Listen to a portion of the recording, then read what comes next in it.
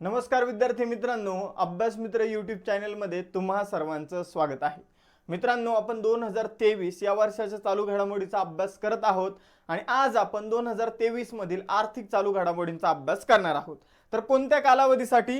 जानेवारी ते मार्च या महिन्यातील 2023 या वर्षातील चालू घडामोडी ज्या आहे आर्थिक, त्या आपण इथे अभ्यासणार आहोत। यापूर्वी आपण राजकीय चालू घडामोडी कव्हर केलेले आहे। तो व्हिडिओ जर तुम्ही बघितला नसेल तर तो तुम्हाला बघायचा आहे हे लेक्चर संपल्यानंतर। त्याचबरोबर 2022 या वर्षातील सर्व चालू घडामोडी आपण कव्हर केलेला आहे।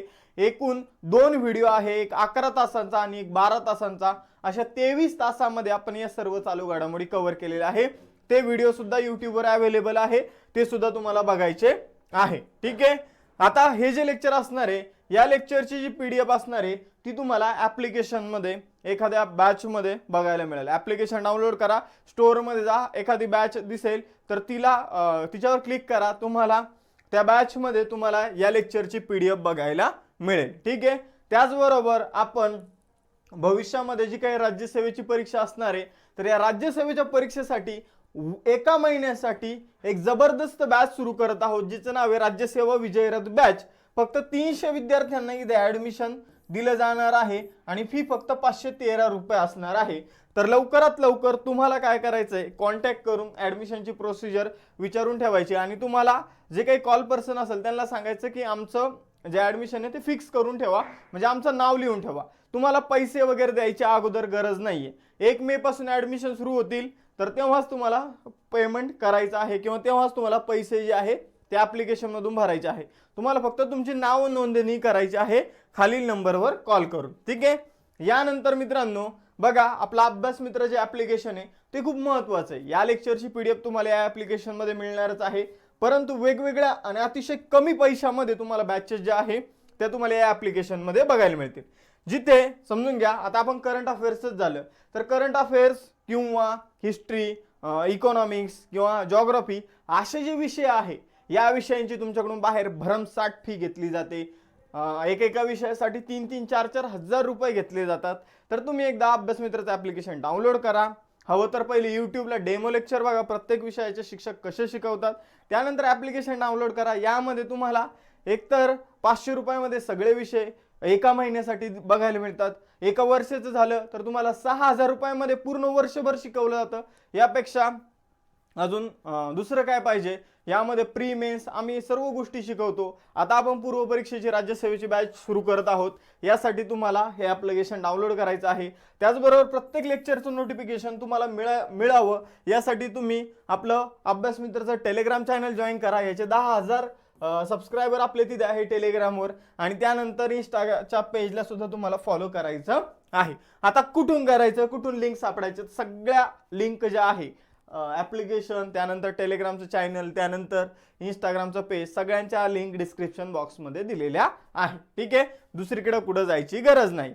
मग आता अजून पुढे जाऊया आणि आजच्या लेक्चरला आपण सुरुवात करूया। आजच्या लेक्चरचा जो पहिला प्रश्न आहे तो आहे, सरकारने अलीकडे देशातील पहिले सार्वभौम हरित रोखे, म्हणजेच याला इंग्रजीमध्ये सॉव्हरीन ग्रीन बॉन्ड्स म्हणून ओळखलं जातं, तर हे बाजारामध्ये विक्रीसाठी आणले आहे। याचा उद्देश काय आहे? सरकारने हे जे बॉन्ड्स आहे किंवा हे जे ग्रीन बॉन्ड्स आहे किंवा हे जे हरित रोखे आहे, सार्वभौम हरित रोखे, हे कशासाठी बाजारामध्ये आणलेले आहे? सरकार हे जे बॉन्ड्स आहे, हे जे रोखे हे विकणार आहे, आणि मग हे सरकार हे रोखे का विकणार आहे? तर पर्यावरणाला वाचवण्यासाठी किंवा पर्यावरणवादी संघटनांना पैशाची मदत करण्यासाठी, पहिला ऑप्शन। दुसरा ऑप्शन, लोकांना हे रोखे विकून यातून आलेल्या पैशातून पायाभूत सुविधा निर्माण करणं हा सरकारचा उद्देश आहे। तिसरा ऑप्शन, लोकांना हे रोखे विकून अपारंपरिक ऊर्जा स्रोतावर आलेला पैसा खर्च करणं, आणि त्यानंतर चौथा ऑप्शन वरीलपैकी एकही नाही। आपण जर बघितलं तर पहिले ग्रीन बॉन्ड्स नेमकं काय असतात हे आपण समजून घेऊया, किंवा एक म्हणजे बॉन्ड्स काय असतात हे आपण समजून घेऊया। बघा मित्रांनो, सरकारला जेव्हा पैशाची गरज लागते, सरकार काय म्हणते की आम्ही बॉन्ड्स विकत आहोत। काय विकत आहोत? बॉन्ड्स विकत आहोत। समजून घ्या, सरकार ठरवतं की आम्ही, आणि हे बॉन्ड्स पेपर असतात। ठीक आहे, सरकार तुम्हाला लिहून देतं की आम्हाला पैशाची गरज आहे, लोकांनो तुम्ही आम्हाला पैसे द्या, आम्ही तुम्हाला त्याच्यावर व्याज देऊ। समजून घ्या, सरकार म्हटलं की एक बॉन्ड जो आहे तो 100 रुपयाचा, मग गव्हर्नमेंट काय करतं? गव्हर्नमेंट तुम्हाला हे 100 रुपयाचे पेपर्स देतं। ठीक आहे, आणि या पेपर्सच्या बदले तुम्हाला गव्हर्नमेंटला काय द्यावं लागते, 100 रुपये द्यावं लागतात. ठीक आहे, हे जे पेपर आहे ते गव्हर्नमेंट तुम्हाला देणार. आणि मग गव्हर्नमेंट असं सांगतं की तुम्ही आम्हाला 100 रुपये द्या. आता तुम्ही गव्हर्नमेंटला 100 रुपये दिलेले आहे, मग गव्हर्नमेंट याच्यावर तुम्हाला 7%, 10% इंटरेस्ट रेट देणार. आणि गव्हर्नमेंट म्हणणार की आम्ही एका वर्षानंतर तुम्हाला काय करू, 7% ने पैसे परत करू. मग गव्हर्नमेंट तुम्हाला एका वर्षाने 107 रुपये परत देतं. तर सिंपल याला काय, तर हे आहे बॉन्ड्स. ठीक आहे, याला काय म्हटलं तर बॉन्ड्स. ठीक आहे, आणि हे बॉन्ड्स म्हणजे आपण नॉर्मल लोक गव्हर्नमेंटला कर्ज देत असतं. ठीक आहे, तर इथं नॉर्मल आपल्यासारखी जी लोक असतात ती काय करत असतात, गव्हर्नमेंटला कर्ज देतात. तर याला म्हटलं जातं बॉन्ड्स. मग आता इथं गव्हर्नमेंटने एक नवीन संकल्पना आणलेली आहे, ग्रीन बॉन्ड्स. आता ही ग्रीन बॉन्ड्स नेमकं काय आहे, तर बघा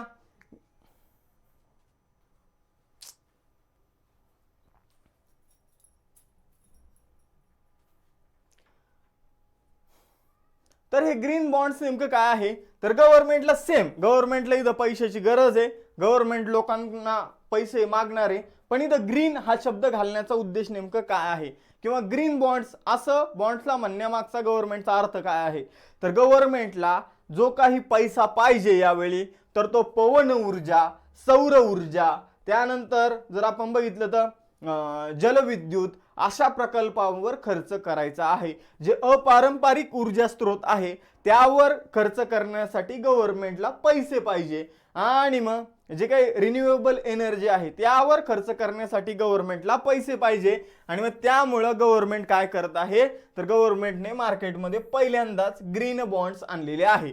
तर ग्रीन या शब्दाचा अर्थ काय आहे, गव्हर्नमेंट पर्यावरणाला, समजून घ्या, दगडी कोळशावर जर खर्च करायचा तर दगडी कोळशामुळे पर्यावरणाचं नुकसान होतं, आणि ग्रीन हा जो शब्द आहे हा पर्यावरणासाठी वापरला जातो. त्यामुळे इथं ग्रीन बॉन्ड्स म्हणजे असे बॉन्ड्स की ज्यांचा वापर जो आहे तो पर्यावरणाला वाचवण्यासाठी, किंवा जी काही क्लीन एनर्जी असते ती मिळवण्यासाठी, किंवा त्या प्रकल्पावर खर्च करण्यासाठी गव्हर्नमेंट हे बॉन्ड मार्केटमध्ये आणत आहे. तर इथं पर्याय क्रमांक 3 आपलं या प्रश्नाचं उत्तर असणार आहे. तर अशा प्रकारे आय होप तुम्हाला बॉन्ड्स ही संकल्पना समजली असेल काय असतं, आणि एकूणच ग्रीन बॉन्ड हे सुद्धा समजले असतील. मग आता बघा, ग्रीन बॉन्ड हे मार्केटमध्ये 25 जानेवारी 2023 पासून गव्हर्नमेंट विकण्यास सुरुवात केलेली गव्हर्नमेंटनी. ठीक आहे, तर ही एक तुम्हाला माहिती लक्षात ठेवायची आहे. मग आता या ग्रीन बॉन्डवर तुम्हाला जो काही इंटरेस्ट मिळणार आहे, गव्हर्नमेंटने त्यासाठी एक शब्द वापरलेला आहे, तो म्हणजे ग्रीनियम. काय शब्द वापरलेला आहे, ग्रीनियम हा शब्द वापरलेला आहे, हे तुम्हाला लक्षात ठेवायचं आहे. गव्हर्नमेंट हे बॉन्ड विकून 400 अब्ज रुपये म्हणजे जवळपास 40 बिलियन रुपये निर्माण करणार आहे. म्हणजे ग्रीन बॉन्ड लोकांना विकून लोकांकडून 40 अब्ज रुपये जे आहे ते जमा करण्याचं काम कोण करणार आहे, किंवा कर्जाच्या स्वरूपात घेण्याचं काम कोण करणार आहे, तर गव्हर्नमेंट करणार आहे. मग आता बघा, हे जे बॉन्ड आहे हे आपणही खरेदी करू शकतो, किंवा विदेशी लोक सुद्धा यामध्ये गुंतवणूक करू शकतात. ठीक आहे, विदेशी लोकांना काही मर्यादा नाही इथं गुंतवणूक करण्यासाठी. तर पहिली बाब ही आपल्याला लक्षात ठेवायची. हे जे बॉन्ड्स असणार आहे हे 2 कालावधीसाठी गव्हर्नमेंट आणत आहे. एक म्हणजे 5 वर्षासाठी आणि दुसरा कालावधी आहे 10 वर्षासाठी. मग आता याच्यावर जर इंटरेस्ट बघितला आपण, जे लोक 5 वर्षासाठी गव्हर्नमेंटचे बॉन्ड्स विकत घेतील तर त्यांना इंटरेस्ट मिळेल 7.16%, म्हणजे जवळपास 7% इंटरेस्ट मिळणार आहे. ठीक आहे, आणि 10 वर्षासाठी जे विकत घेतील त्यांना 7.35% इंटरेस्ट जो आहे तो मिळणार आहे. ठीक आहे, तर अशा प्रकारे जर आपण बघितलं तर जवळपास 7.16% 5 वर्षाची जर तुम्ही बॉन्डची खरेदी केली 5 वर्षासाठी, गव्हर्नमेंट तुम्हाला 5 वर्षांनी इंटरेस्ट सहित पैसे परत करणार आहे. आणि जर 10 वर्षासाठी तुम्ही बॉन्ड्स विकत घेतले तर ते इंटरेस्ट रेट जास्त असणार आहे 7.35%. आणि या इंटरेस्ट रेटला काय म्हटलेलं आहे गव्हर्नमेंटने, ग्रीनियम. ठीक आहे, ग्रीनियम असं गव्हर्नमेंटने या इंटरेस्ट रेटला संबोधलेलं आहे. तर अशा प्रकारे एवढी तुम्हाला इन्फॉर्मेशन लक्षात ठेवायची आहे. कार्बन उत्सर्जन कमी करण्यासाठी जे काही प्रकल्प गव्हर्नमेंट निर्माण करत आहे त्या प्रकल्पाला इथे पैसा वापरला जाणार आहे. जे काही 40 अब्ज रुपये गव्हर्नमेंटला उपलब्ध होणार आहे, तर तो पैसा कुठे वापरला जाणार आहे, कार्बन उत्सर्जन कमी करण्यासाठी. मग कुठे, तर सौर ऊर्जा, त्यानंतर पवन ऊर्जा, जलविद्युत प्रकल्प अशा प्रकल्पांमध्ये हा पैसा वापरला जाणार आहे. आय होप तुम्हाला ग्रीन बॉन्ड्स विषयी अतिशय व्यवस्थितपणे सर्व इन्फॉर्मेशन समजली असेल. तर बघा आता पुढील प्रश्न तुमच्या समोर आहे. प्रश्न काय आहे? दुसरा प्रश्न, आंतरराष्ट्रीय स्तरावर यूपीआय म्हणजे काय आहे? तर युनिफाईड पेमेंट इंटरफेसचा डॅश देशाच्या पे नाऊ सोबत काय करण्यात आलेला आहे? आर्थिक व्यवहार करण्यासाठी करार करण्यात आलेला आहे. असा तुमच्या समोर प्रश्न आहे की आंतरराष्ट्रीय स्तरावर आपलं जे काही यूपीआय आहे भारताचं आणि एका देशाचं पे नाऊ आहे यांच्यामध्ये आर्थिक व्यवहार करण्यासाठी करार करण्यात आलेला आहे. मग ते कोणता देश आहे? मॉरिशस आहे, सिंगापूर आहे, अमेरिका आहे की संयुक्त अरब अमिरात आहे, UAE आहे. ठीक आहे, मग आता आपण बघू, एकदा समजून घेऊ. भारताचं बघा पेमेंट सिस्टम आहे, त्याला आपण म्हणतो यूपीआय किंवा युनिफाईड पेमेंट सिस्टम. मग आपण जे गुगल पे किंवा फोन पे थ्रू पेमेंट करत असतो, गुगल पे किंवा फोन पे थ्रू जे काही आपण पेमेंट करतो, तर त्यामध्ये आपला एक UPI ID असतो आणि या UPI ID थ्रू आपण काय करत असतो? सगळे पेमेंट करत असतो. ठीक आहे, तर मग आपल्याकडे गुगल पे किंवा फोन पे जर तुम्ही ओपन केलं आणि आपल्या प्रोफाईलवर क्लिक केलं की तुम्हाला एक UPI ID दिसतो. मग आता आपला UPI ID जो असतो तो आपल्या मोबाईल नंबरशी लिंक असतो. मग समजून घ्या, माझा UPI ID माझ्या मोबाईल नंबरशी लिंक असेल, तुमचा UPI ID तुमच्या मोबाईल नंबरशी लिंक असेल. मग समजून घ्या की मी तुमचा नंबर जरी टाकला तर मग ते गुगल पेला समजून जातं की हा याचा UPI ID समोरच्याचा काय असेल. सपोज मी चैतन्य आहे आणि तुम्ही समजून घ्या आपण ABC व्यक्ती घेऊ. समजून घ्या मला ABC नावाच्या व्यक्तीला पैसे सेंड करायचे. मग आता एकतर मी त्याचा UPI ID थ्रू त्याला पैसे पाठवू शकतो. बरं UPI ID नसेल तर त्याचा मोबाईल नंबर असेल, मग मोबाईल नंबर टाकला की त्याला मग मी त्याच्यावर क्लिक केलं की बरोबर त्याचं UPI ID किंवा त्याचं प्रोफाईल ओपन होतं आणि मी त्याला पैसे सेंड करू शकतो.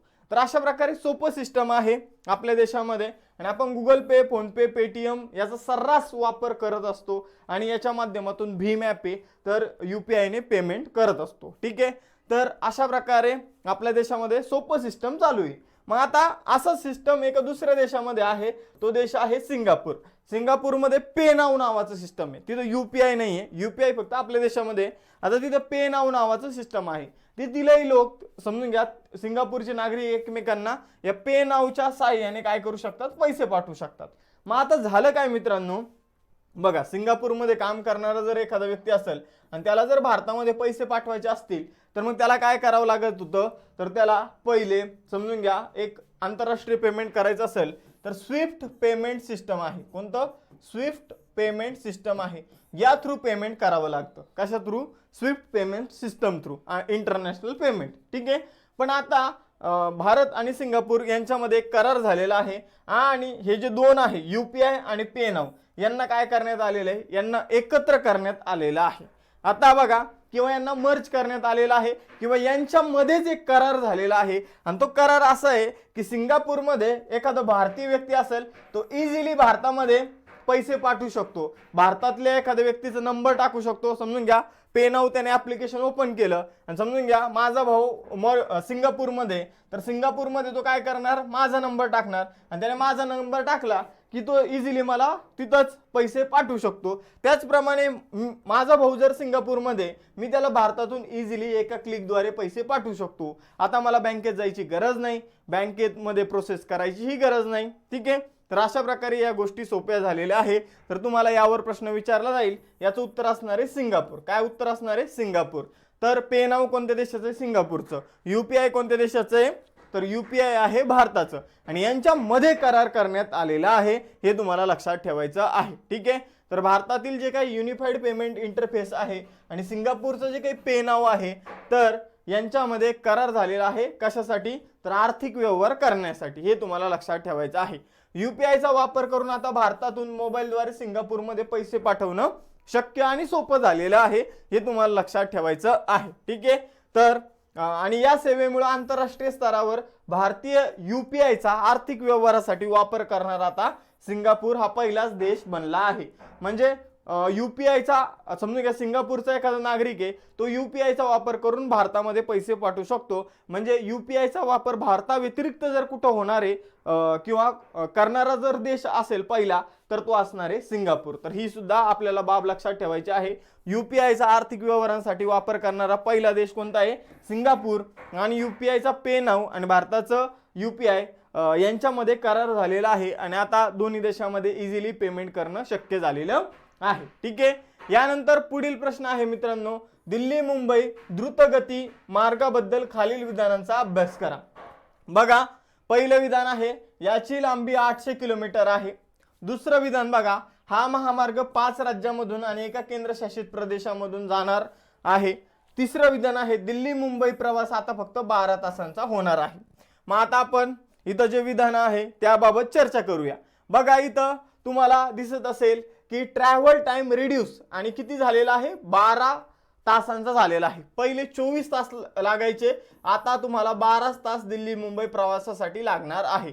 हा एक्सप्रेस वे तयार झाल्यानंतर travel time to be cut to half, म्हणजे ट्रॅव्हल टाइम आता काय झालेला आहे, जो प्रवासाचा वेळ आहे तो आता अर्धा झालेला आहे। हे तुम्हाला लक्षात ठेवायचं, 24 तासावरून हा आता 12 तासावर येणार आहे। ठीक आहे, मग आता पहिलं जर विधान बघितलं तर इथं आपण स्टेटमेंट एकदा बघितले तर दिल्ली मुंबई प्रवास आता 12 तासांचा होणार, म्हणजे क विधान अगदी बरोबर आहे। मग आपण एलिमिनेशन मेथड सुद्धा वापरू शकतो। इथं क ज्यामध्ये नाही ते कट करायचं ऑप्शन, ठीक आहे, बाकी 3 मध्ये क आहे। मग आता आपण पुढे बघूया। आता इथं बघा, याची लांबी किती असणार आहे, तर याची लांबी 1229 किलोमीटरच्या जवळपास असणार आहे। अप्रॉक्स किती असणार आहे, 1290 किलोमीटर। ठीक आहे, 1290 किलोमीटर। काही ठिकाणी तुम्हाला 1300 किलोमीटर सुद्धा दिलेला आहे, तर एक 1200 ते 1300 किलोमीटर एवढी याची लांबी असणार आहे। किती, 1200 ते 1300 किलोमीटर। मग आता इथं जर बघितलं पहिलं विधान काय, याची लांबी 800 किलोमीटर असणार आहे, तर पहिलं विधान चुकीचं आहे। याची लांबी किती असणार आहे, तर एकतर 1290 किलोमीटर, काही न्यूजपेपर मध्ये आकडेवारी दिलेली आहे, काही ठिकाणी 1300 किलोमीटर। तर आपण एक 1290 ते 1300 किलोमीटरच्या आसपास याची लांबी असणार आहे। तुम्हाला मग 1291 जरी दिलं परीक्षेमध्ये तरी ओके, ठीक आहे, 1295 जरी दिलं तरी त्याला क्लिक करून या। तिथं अप्रॉक्स शब्द वापरलेला आहे न्यूजपेपर मध्ये सुद्धा, त्यामुळे तुम्हाला 1290 ते 1300 या दरम्यान काहीही देऊ द्या, सगळं बरोबर असणार आहे। तर ही बाब तुम्हाला लक्षात ठेवायची आहे। याची लांबी किती आहे, तर 1300 किलोमीटर कन्सिडर करून चालायचं। मग आपलं अ चुकीचं आहे, मग अ असणारा ऑप्शन जर आपण बघितला तर तिसरा पर्याय कट होणार आणि चौथा पर्याय सुद्धा कट होणार, कारण सर्व बरोबर आहे। मग इथं ब आणि क ऑटोमॅटिक आपला आन्सर येऊन जातो, ब आणि क बरोबर। मग आता आपलं फक्त एकच ऑप्शन राहिलं, हा महामार्ग 5 राज्यांमधून आणि एका केंद्रशासित प्रदेशामधून जातो। मग आपण जर बघितलं तर हा महामार्ग दिल्लीपासून सुरू होतो आणि दिल्ली स्वतः काय आहे, तर एक केंद्रशासित प्रदेश आहे। बरं, एक केंद्रशासित प्रदेश झालेला आहे। ठीक आहे, मग आपण दिल्ली नंतर जर बघितलं तर याचा जो काही भाग आहे हा राजस्थान मधून जातो। ठीक आहे, दिल्ली मधून कुठून जातो, राजस्थान मधून जातो। त्यानंतर आपण जर बघितलं तर याचा काही भाग इथं सुरत दिसतं, वडोदरा दिसतं, म्हणजे याचा काही भाग जो आहे तो गुजरात मधून जातो। इथं राजस्थानचं आर घेऊया आपण। त्यानंतर जर आपण बघितलं तर इथं मेवात वगैरे दिसतं, तर इथं हरियाणा मधून सुद्धा हा जातो। ठीक आहे, हरियाणा, राजस्थान, गुरगाव। त्यानंतर मुंबई आहे, तर मग महाराष्ट्र पण येणार, बरोबर, मुंबई म्हटल्यावर महाराष्ट्र सुद्धा येणार। आणि इथं बघा तुम्हाला हा महामार्ग मध्य प्रदेश मधून सुद्धा जाताना दिसतो। तर हरियाणा, राजस्थान, मध्य प्रदेश, गुरगाव आणि महाराष्ट्र हे 5 राज्य आणि दिल्ली हा एक केंद्रशासित प्रदेश, यामधून हा महामार्ग जातो। तर हे तुम्हाला लक्षात ठेवायचं आहे। त्यामुळे ब विधान सुद्धा कसं आहे, बरोबर आहे। त्यामुळे आपलं पर्याय क्रमांक 2 उत्तर असणार आहे, ब आणि क बरोबर। मग तरी पण आपण अजून काही गोष्टी इथे जाणून घेऊया। बघा, हा जो काही महामार्ग असणार आहे, प्रवास 12 तासांचा होणार, याची लांबी जी ती 1300 किलोमीटरच्या आसपास आहे, हे तुम्हाला लक्षात ठेवायचं आहे। अजून तुम्हाला बघा, हा जो महामार्ग आहे हा प्रदूषण आणि ट्रॅफिक जी होत असते, तर ट्रॅफिकवर समस्या यामध्ये काढण्यात आलेली आहे, कारण हा महामार्ग 8 लेनचा बनवण्यात येत आहे। किती लेनचा, 8 लेनचा, आणि भविष्यात याला 12 लेनचं केलं जाणार आहे। किती लेनचं, 12 लेनचं, म्हणजे आजूबाजूची 8 लेनची जागा विकत तर गव्हर्नमेंटने घेतलेली आहे, पण त्याच्याही बाजूची जागा त्याला भविष्यामध्ये 12 लेनचं बनवण्यात येईल, एवढी जागा गव्हर्नमेंटने ऑलरेडी विकत घेतलेली आहे। हे तुम्हाला लक्षात ठेवायचं आहे। ठीक आहे, तर एवढी इन्फॉर्मेशन तुम्हाला या महामार्गाविषयी असली पाहिजे। यानंतर पुढे जाऊया, पुढील प्रश्न घेऊया। मित्र, या संस्थेबाबत खालील विधानांचा अभ्यास करा। बघा, पहिलं विधान काय आहे, या संस्थेचं पूर्ण नाव महाराष्ट्र इन्स्टिट्यूशन फॉर ट्रान्सफॉर्मेशन असं आहे। दुसरं विधान, ही संस्था नीती आयोगाच्या धर्तीवर निर्माण करण्यात आलेली आहे आणि या संस्थेची रचना सुद्धा नीती आयोगाप्रमाणे आहे। ठीक आहे, आणि तिसरं विधान बघा, फेब्रुवारी 2023 मध्ये प्रवीण सिंह परदेशी यांची नियुक्ती नीती आयोगाचे CEO पदी करण्यात आलेली आहे. नीती आयोगाच्या नाही, या मित्र नावाच्या संघटनेच्या CEO पदी करण्यात आलेली आहे. ठीक आहे, तर असे हे स्टेटमेंट आहे. मग आता आपण एक एक स्टेटमेंट जे ते व्हेरीफाय करून बघूया. बघा, मित्र नावाची जी संघटना आहे ती केंद्र सरकारचं जसं नीती आयोग आहे त्याप्रमाणे मित्र नावाची संघटना जी आहे ती महाराष्ट्रामध्ये निर्माण करण्यात आलेली आहे. मित्र संघटनेचं संक्षिप्त रूप जर बघायचं झालं तर एम म्हणजे महाराष्ट्र. ठीक आहे, त्यानंतर आय म्हणजे इन्स्टिट्यूशन. आता इन्स्टिट्यूशन वर जोर का देतोय, कारण काही पुस्तकामध्ये मी बघितलं तर काही पुस्तकामध्ये इन्स्टिट्यूट असा शब्द वापरलेला आहे. तर तुम्ही करंट अफेअर्सचे जर पुस्तक वाचत असाल तर त्यामध्ये म्हणजे आपण काही पुस्तकं डोळे झाकून वाचतो, पण त्यामध्ये सुद्धा काही चुका असतात आणि त्या चुका दाखवून देणं माझं कर्तव्य आहे. त्यामुळे मी तुम्हाला सांगतो की इन्स्टिट्यूशन, जिथं इन्स्टिट्यूट दिलेलं आहे ते खोडून तुम्हाला इन्स्टिट्यूशन हा शब्द तिथे टाकायचा आहे. तिथे काय असणार आहे, इन्स्टिट्यूशन. ठीक आहे, आणि असाच एक प्रश्न नीती आयोगाच्या फुल फॉर्मवर आला होता, national institution for transforming India असा त्याचा फुल फॉर्म आहे नीती आयोगाचा, आणि सेम फुल फॉर्मवर आयोगाने प्रश्न विचारला होता. तर तुम्हाला सुद्धा इथं हे लक्षात ठेवायचं आहे की मित्राचा फुल फॉर्म जो आहे, एम म्हणजे महाराष्ट्र, आय म्हणजे इन्स्टिट्यूशन. ठीक आहे, त्यानंतर फॉर ट्रान्सफॉर्मेशन, तर हे लक्षात ठेवायचं आहे. तर अशा प्रकारे याचा फुल फॉर्म आहे. ठीक आहे, पहिलं विधान बरोबर. दुसरं विधान, ही जी संस्था आहे ही नीती आयोगाच्या धर्तीवर निर्माण करण्यात आलेली आहे आणि या संस्थेची रचना सुद्धा नीती आयोगाप्रमाणेच आहे. आता पहिलं स्टेटमेंट, हे जे दुसरं स्टेटमेंट आहे यामध्ये हे जे विधान आहे हे अर्ध बरोबर आहे. ही संस्था नीती आयोगाच्या धर्तीवर निर्माण करण्यात आली, पण या संस्थेची रचना सुद्धा नीती आयोगाप्रमाणे. इथं थोडा काहीतरी आपल्याला चुका बघायला मिळतात. जसं की आपण जर बघितलं तर नीती आयोग आणि यामध्ये मेन फरक काय आहे मी तुम्हाला सांगतो. मित्र, नीती आयोग आणि मित्रामध्ये फरक काय आहे तर इथं जर आपण बघितलं तर नीती आयोगामध्ये एक अध्यक्ष असतात बरोबर, आणि या मित्रामध्ये पण एक अध्यक्ष आहे. आता नीती आयोगामध्ये जे अध्यक्ष असणार आहे ते पंतप्रधान नरेंद्र मोदी, आणि आपल्या मित्रामध्ये जे अध्यक्ष असणार आहे ते मुख्यमंत्री एकनाथ शिंदे. म्हणजे इथं मुख्यमंत्री अध्यक्ष आणि नीती आयोगामध्ये पंतप्रधान अध्यक्ष. आता बघा, इथं जर बघितलं तर इथं मित्रामध्ये एक ऍडिशनल सह अध्यक्ष असतो. कोण असतो, एक सह अध्यक्ष इथे असतो. तर हे तुम्हाला लक्षात ठेवायचं, सह अध्यक्ष एक पद आहे, सह अध्यक्ष. आणि हा सह अध्यक्ष कोण असणार आहे तर इथं उपमुख्यमंत्री हे सह अध्यक्ष असतील. कदाचित आपल्या महाराष्ट्रामध्ये सध्या उपमुख्यमंत्री हे पद आहे म्हणून हे सह अध्यक्ष पद इथे निर्माण करण्यात आलेलं असेल. कारण जर उपमुख्यमंत्री पद नसतं, आपल्या महाराष्ट्रामध्ये फक्त एकच मुख्यमंत्री असता, तरी जर तुम्हाला हे सहअध्यक्ष पदही दिसलं नसतं. पण आपल्या महाराष्ट्रामध्ये सध्या मुख्यमंत्री आहेत आणि उपमुख्यमंत्री आहेत, त्यामुळे मित्र नावाच्या संस्थेमध्ये अध्यक्षासोबत सहअध्यक्षाचं पद सुद्धा निर्माण करण्यात आलेलं आहे. हा झाला पहिला फरक. दुसरा फरक, यामध्ये एक CEO असेल आणि यामध्ये सुद्धा एक CEO असेल. नीती आयोगामध्ये एक CEO आणि त्यानंतर मित्रामध्ये पण एक CEO. नीती आयोगामध्ये BVR सुब्रमण्यम हे CEO आहे आणि मित्रामध्ये जर बघितलं तर अलीकडे प्रवीण सिंह परदेशी यांची CEO म्हणून नियुक्ती करण्यात आलेली आहे. क विधान अगदी बरोबर आहे. आपण जर बघितलं तर नीती आयोगाचे उपाध्यक्ष, नीती आयोगामध्ये एक उपाध्यक्ष आहे, सुमन बेरी त्यांचं नाव आहे, आणि मित्रामध्ये सुद्धा उपाध्यक्ष आहे. ठीक आहे, मित्रामध्ये सुद्धा उपाध्यक्ष आहे, अजय आशर त्यांचं नाव आहे. पण मित्रामध्ये आपण 2 उपाध्यक्षांची सुद्धा नियुक्ती करू शकतो. हा इथे एक चेंज आपल्याला बघायला मिळतो. म्हणजे याचं निर्माण जरी नीती आयोगाच्या धर्तीवर करण्यात आला असेल, पण याच्या आणि नीती आयोगाच्या रचनेमध्ये आपल्याला काय दिसतो तर बदल किंवा फरक दिसतो. ठीक आहे, तर हे तुम्हाला लक्षात ठेवायचं आहे. फरक काय आहे तो आपण एक्सप्लेन केलेला आहे. म्हणजे इथं आपलं ब चुकीचं आहे, पहिलं ऑप्शन कट, त्यानंतर दुसरं ऑप्शन कट, चौथं ऑप्शन कट, पर्याय क्रमांक 3 उत्तर असेल अ आणि क बरोबर. ठीक आहे, तर हे आपल्याला माहित असलं पाहिजे.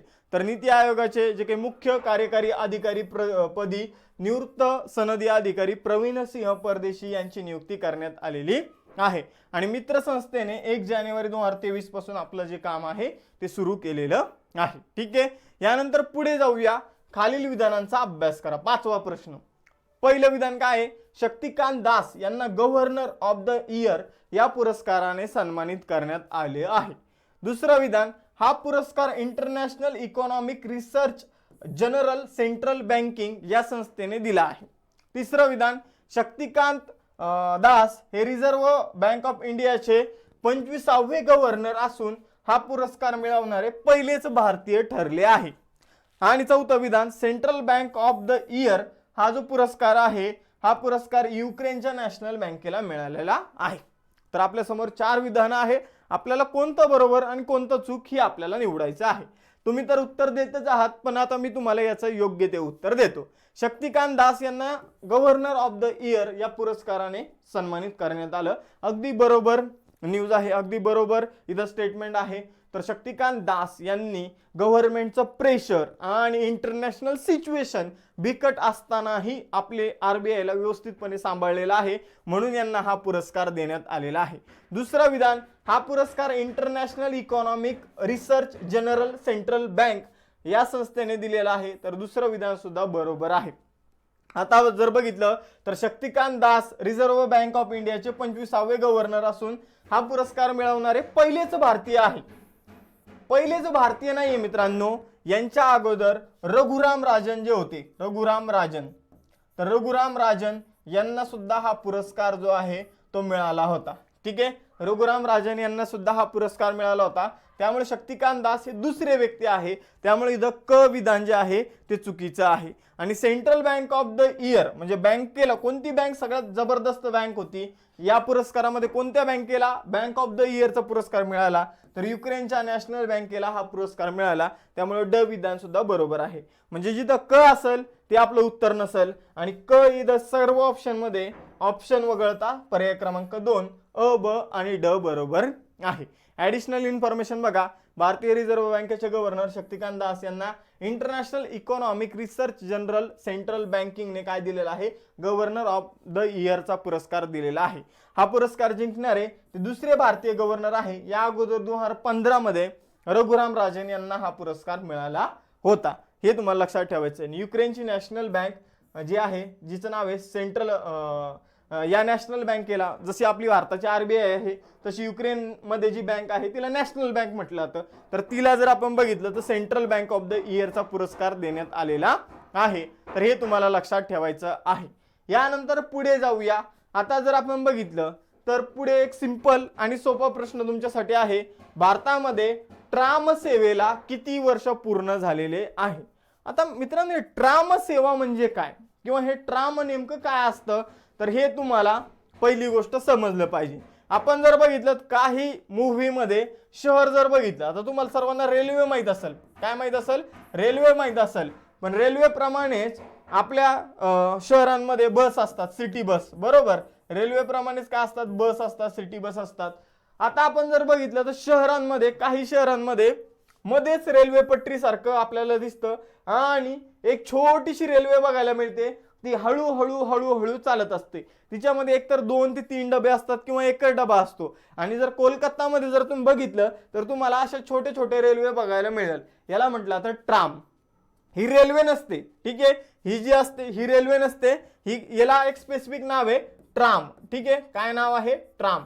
आता ही जी ट्राम आहे तर ही आपल्या तुम्हाला बऱ्यापैकी मुलांना माहित नसेल की ट्राम नेमकं काय असतं, कारण आपल्या देशामध्ये सध्या फक्त ही कोलकातामध्ये आहे. कुठं आहे, कोलकातामध्ये आहे. इंग्रजांच्या काळामध्ये सर्रास या ट्रामचा वापर जो व्हायचा तर तो अनेक शहरांमध्ये ही ट्राम सुविधा होती. ठीक आहे, याबाबत आपण बघणारच आहोत.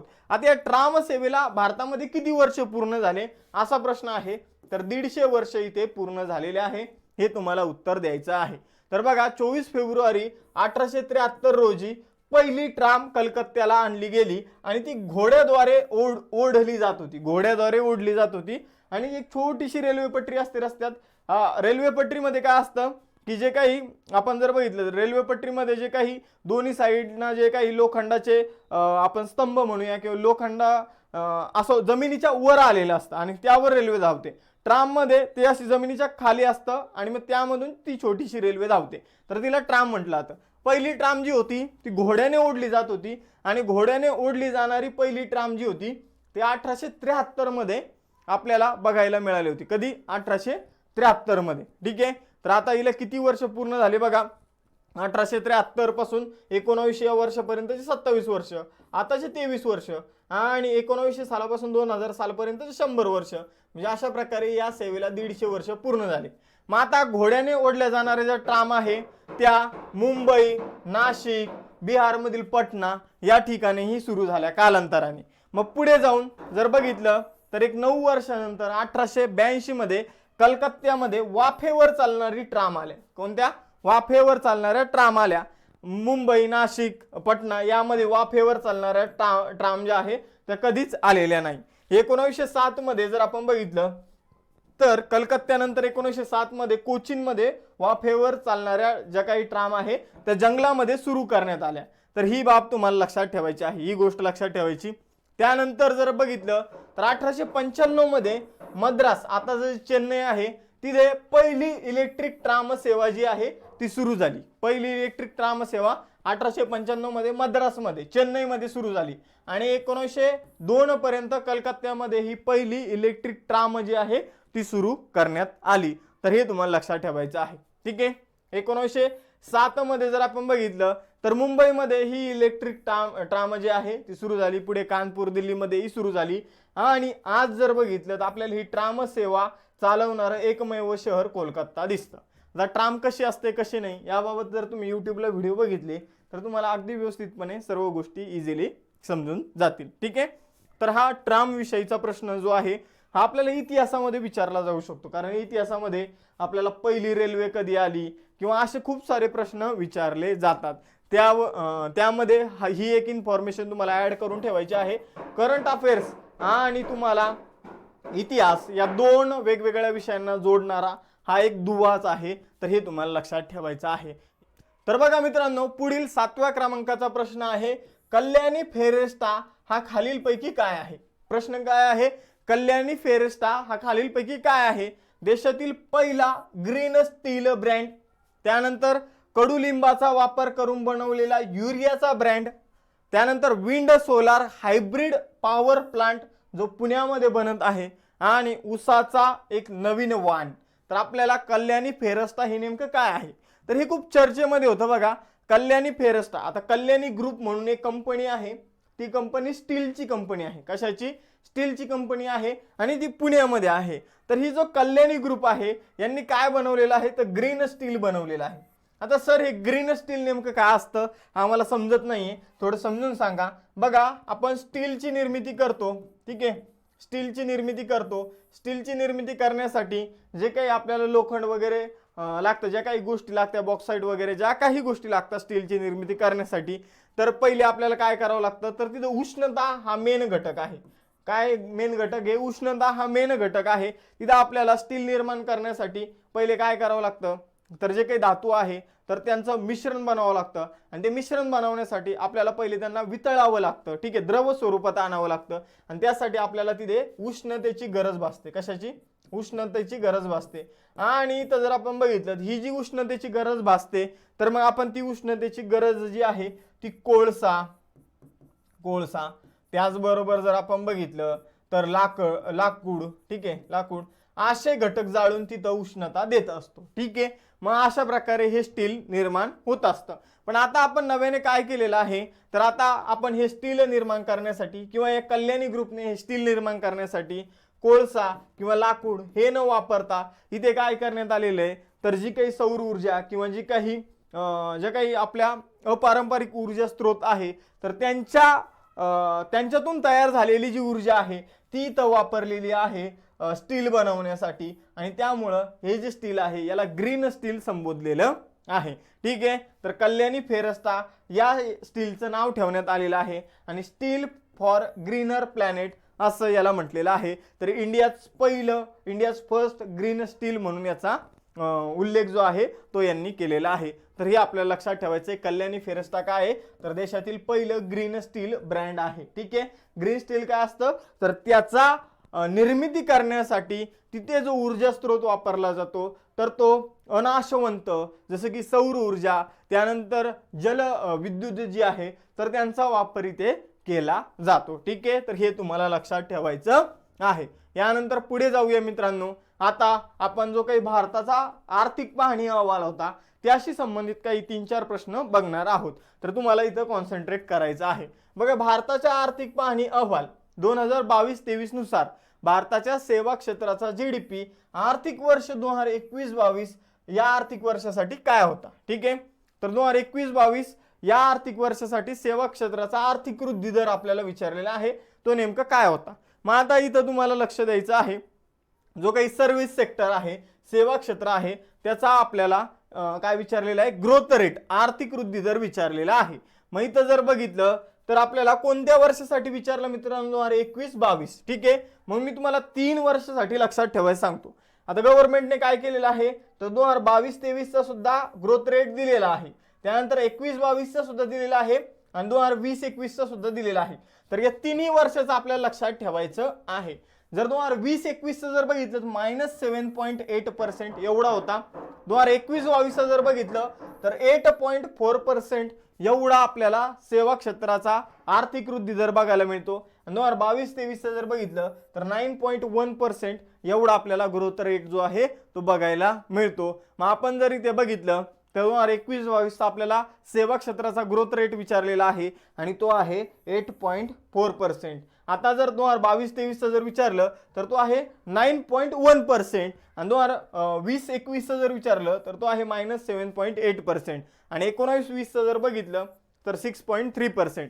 मग आता 2020-21 मध्ये हा जो ग्रोथ रेट आहे हा मायनस झालेला आहे सेवा क्षेत्राचा. याचं कारण काय होतं, तर मित्रांनो कोविड होता आणि या कोविडच्या काळात बरेचसे जे काही कंपन्या होत्या, समजून या सेवा क्षेत्रामध्ये कोणत्या सेवा येणार, तर सॉफ्टवेअर सेवा. आपल्याला फक्त IT सेक्टरशी रिलेटेड सेवा माहीत असतात, पण यामध्ये काय काय येतं समजून घ्या. शिक्षक आहे, मी शिकवतो, तर ही एक सेवाच आहे. त्यानंतर जर बघितलं तर सर्व क्लासेस जे होते ते बंद झाले, ऑनलाईन क्लासेस आले, परंतु जे काही जास्त रिव्हेन्यू जनरेट करून देणारे ऑफलाईन क्लासेस होते ते मात्र कोविडच्या काळात बंद होते. त्यानंतर जर आपण बघितलं तर हॉटेल एक सेवा आहे आणि हॉटेल सेवा सुद्धा ऑनलाईन चालू होती, पण जेवढं पहिलं प्रमाण होतं तितकं लोक ऑनलाईन परचेस करत नव्हते कोविडच्या धाकामुळे. त्यामुळं जर आपण बघितलं तर हॉटेल ही एक सेवा आहे आणि अशा या सेवामुळे हा जो ग्रोथ रेट आहे हा मायनसमध्ये गेला होता. ठीक आहे, तर हे आपल्याला लक्षात ठेवायचं आहे. यानंतर पुढील प्रश्न बघा, आपलं उत्तर काय असणार आहे, तर 8.4% हा जो ग्रोथ रेट आहे हा 2021-22 मध्ये होता. 2022 आणि 23 मध्ये 9.1% आहे. त्यानंतर जर आपण बघितलं तर 2020-21 मध्ये -7.8% एवढा ग्रोथ रेट सर्व्हिस सेक्टरचा होता आणि आपण जर बघितलं 2019 आणि 20 मध्ये जर बघितलं 6.3% होता. तर ही आकडेवारी लक्षात ठेवायची आहे. या लेक्चरची PDF तुम्हाला आपल्या ऍप्लिकेशन मध्ये मिळणार आहे. तुम्हाला ऍप्लिकेशन डाउनलोड करायचं आहे, त्याची लिंक डिस्क्रिप्शन बॉक्स मध्ये दिलेली आहे. भारताचा आर्थिक पाहणी अहवाल जो आहे 2022-23 नुसार, आता पुढचा प्रश्न, 2021-22 या आर्थिक वर्षासाठी महागाईचा दर हा ग्राहक किंमत निर्देशांकानुसार डॅश व घाऊक किंमत निर्देशांकानुसार डॅश असेल. प्रश्न नीट वाचला तरच समजल. भारताचा आर्थिक पाहणी अहवाल 2022-23 नुसार. बरं ठीक आहे, आर्थिक पाहणी अहवाल 2022-23 नुसार आपल्याला काय विचारलेलं आहे, 2021-22 हे जे आर्थिक वर्ष आहे या आर्थिक वर्षामध्ये जो काही महागाईचा दर आहे, तर महागाईचा दर आपल्या देशामध्ये 2 निर्देशांकानुसार मोजला जातो. एक म्हणजे ग्राहक किंमत निर्देशांक आणि दुसरा आहे घाऊक किंमत निर्देशांक. कंझ्युमर प्राइस इंडेक्स आणि होलसेल प्राइस इंडेक्स असे शब्द अनुक्रमे त्यासाठी वापरले जातात. मग आपण जर इथं बघितलं तर आपल्याला विचारलं की 2021-22 मध्ये महागाईचा दर काय होता, ग्राहक किंमत निर्देशांकानुसार आणि घाऊक किंमत निर्देशांकानुसार. मग आता आपण इथे बघूया 2021-22 चा आपल्याला विचारलेला आहे. आता ही जी लाल कलरची लाईन तुम्हाला दिसते तर ही WPI म्हणजे होलसेल प्राइस इंडेक्स घाऊक किंमत निर्देशांकासाठी आहे आणि ही जी ब्लू कलरची लाईन आहे तर ती जी आहे ती ग्राहक किंमत निर्देशांकासाठी आहे, कंझ्युमर प्राइस इंडेक्स साठी वापरलेली आहे. मग आपण जर इथं बघितलं 2021-22 साठी विचारलं तर 2021-22 साठी जो काही घाऊक किंमत निर्देशांक होता तो 13% इतकी महागाई होती घाऊक किंमत निर्देशांकानुसार आणि कंझ्युमर प्राइस इंडेक्स नुसार 5.5% इतकी महागाई होती. जर तुम्हाला वाटलं की सर तुम्ही आर्थिक पाहणी अहवाल जो आहे, आर्थिक सर्वेक्षण जे त्यावर एक सेपरेट लेक्चर घ्या, तर मी त्यावर सेपरेट सुद्धा लेक्चर बनवेल. ठीक आहे, तसं कमेंट बॉक्स मध्ये तुम्ही मला सांगा. ठीक आहे, आता तुम्ही जिथं कमेंट करत असाल ते चॅट बॉक्स असेल तर तुम्हाला कमेंट बॉक्स मध्ये जाऊन कमेंट करायचं आहे. मग त्यानंतर किती मुलांच्या कमेंट येतात यावरून आपण ते लेक्चर घेऊया. बघा आता इथं आपल्याला महागाईचा दर विचारला होता घाऊक किंमत निर्देशांकानुसार आणि ग्राहक किंमत निर्देशांकानुसार. मग आपण जर बघितलं तर ग्राहक किंमत निर्देशांकानुसार जर बघितलं तर 5.5% आणि घाऊक किंमत निर्देशांकानुसार 13%. मग इथं ग्राहक किंमत निर्देशांकानुसार 5.5% असं आपल्याला इथे उत्तर द्यावं लागेल आणि घाऊक किंमत निर्देशांकानुसार 13%. मग आपल्याला योग्य ते उत्तर निवडायचं आहे. तर इथं पहिलं ऑप्शन कट, कारण 13 नाही आणि 5.5% यामध्ये नाही. दुसरा ऑप्शन कट. तिसरं ऑप्शन आपलं बरोबर आहे. योग्य कोणतं ऑप्शन आहे? तिसरं. आणि चौथं ऑप्शन सुद्धा इथे कट. मग आपल्याला अजून 3 वर्षाची आकडेवारी लक्षात ठेवायची आहे. बघा 2022-23 मध्ये वर्ष 2022-23 हे आर्थिक वर्ष आहे. बघा 2022-23 हे आर्थिक वर्ष आहे. आणि आपण जर बघितलं तर आर्थिक पाहणी अहवाल जो आहे जे काही इकॉनॉमिक सर्वे आहे तो जानेवारी 2023 मध्ये प्रकाशित करण्यात आला होता. मग हा जो काही इकॉनॉमिक सर्वे आहे याची जी आकडेवारी आहे ती आता आपल्या समोर आलेली आहे जानेवारीमध्ये. मग यामध्ये आपल्याला महागाईचा दर सुद्धा सांगण्यात आलेला 2022 आणि 23 या आर्थिक वर्षासाठीचा. मग 2022-23 हे आर्थिक वर्ष कोणत्या काळापासून असेल तर 1 एप्रिल 2022 पासून 31 मार्च पर्यंत असेल. 31 मार्च 2023 पर्यंत असेल. मग आपल्याला जर बघितलं तर हा जो सर्वे आहे इकॉनॉमिक सर्वे हा जानेवारी 2023 मध्ये प्रकाशित करण्यात आला. म्हणून यांनी आपल्याला 2022-23 ची जी काही महागाईची आकडेवारी दिलेली आहे ही 11.5% WPI ची आणि 6.8% CPI ची ही जी आकडेवारी आपल्या समोर आलेली आहे तर ही डिसेंबर महिन्यापर्यंतचीच आहे. हे तुम्हाला लक्षात ठेवायची आहे कारण हा सर्वे जानेवारीमध्ये प्रकाशित करण्यात आला होता. त्यामुळे ही आकडेवारी तुम्हाला लक्षात ठेवली नाही तरी चालेल. यावर आयोग तुम्हाला प्रश्न विचारणार नाही.